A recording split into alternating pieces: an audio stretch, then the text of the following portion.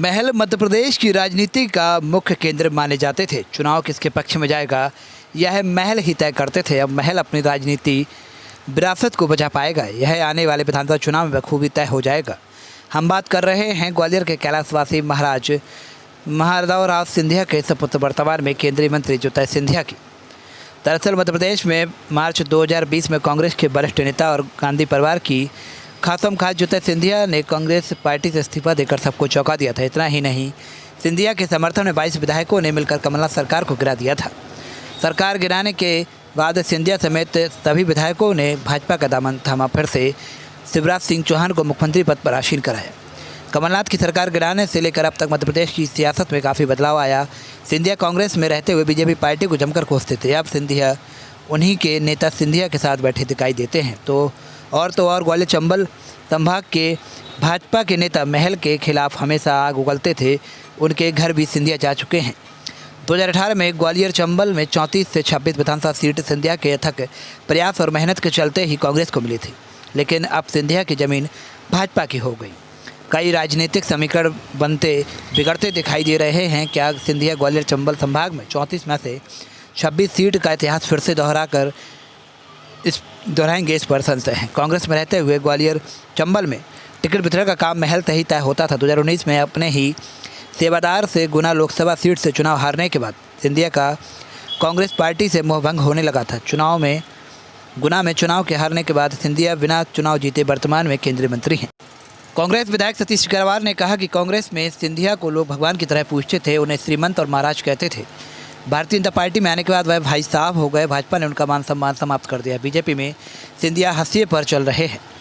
वहीं नवंबर में होने वाले विधानसभा चुनाव में सिंधिया की क्या स्थिति रहेगी यह तो समय बताएगा। कमलनाथ और दिग्विजय सिंह के सिंधिया के पार्टी छोड़ने और सरकार गिराने की बात को भूल नहीं है।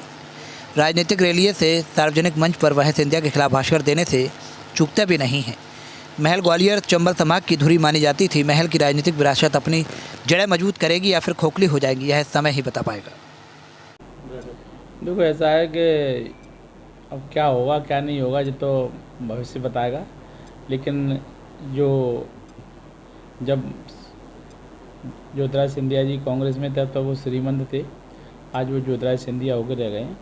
जो उनका मान सम्मान था कांग्रेस पार्टी में, अब वो मान सम्मान और प्रतिष्ठा मेरे को नहीं लगती कि वहाँ है। वहाँ एक साधारण कार्यकर्ता के रूप में उनको काम करना पड़ रहा है।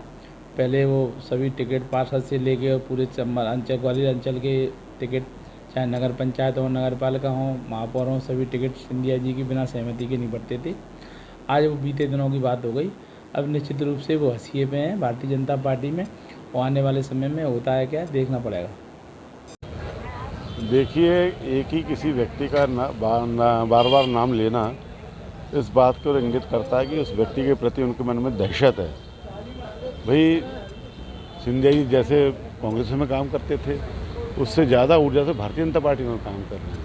आपने देखा होगा, आए दिन वो यहाँ पर आते हैं तो जितने विकास कार्य हैं उनकी समीक्षा करते हैं, उनका निरीक्षण करते हैं, उनके बारे में जो उनको हिदायतें देनी होती है अधिकारी को वो करते हैं। बड़े गंभीरता से और बहुत ही कार्यकर्ता से मिलजुल कर वो काम कर रहे हैं। ये कांग्रेस को पच नहीं रहा है। उनको लगता है कि ये बात बार बार बोलने से सिंधिया जी के मन में कोई शंका कुशंका होगी या कार्यकर्ताओं के मन में किसी के मन में कोई शंका कुशंका नहीं है। अभी भी जब वो आते हैं पूरे भारतीय जनता पार्टी के ज़िले के लोग कार्यकर्ता उनसे मिलने जाते हैं और वो जो कार्यक्रम बताते हैं उन कार्यक्रमों में वो जाते हैं। तो कांग्रेस को चिंता छोड़ देनी चाहिए। कांग्रेस को अपनी चिंता करना चाहिए कि उनके राहुल गांधी क्या कह रहे हैं, उनके कमलनाथ क्या कह रहे हैं, उनके जीतू पटवारी क्या कह रहे हैं, उनके अरुण यादव क्या कह रहे हैं, उनके रामनाथ रावत क्या कर रहे हैं। उनको इन बातों में ध्यान देना चाहिए, तब वो कहीं आगे जाके सफल हो पाएंगे। अरे ठीक है भैया, ऐसे वीडियो देखे जा रहे हो तनिका सब्सक्राइब कर लो और हाँ, घंटा का बटन जरूर दबाना, तब हमारे वीडियो का नोटिफिकेशन सबसे पहले मिलेगा। यहाँ वहाँ का देखा था हम, तुम का ही कहा था।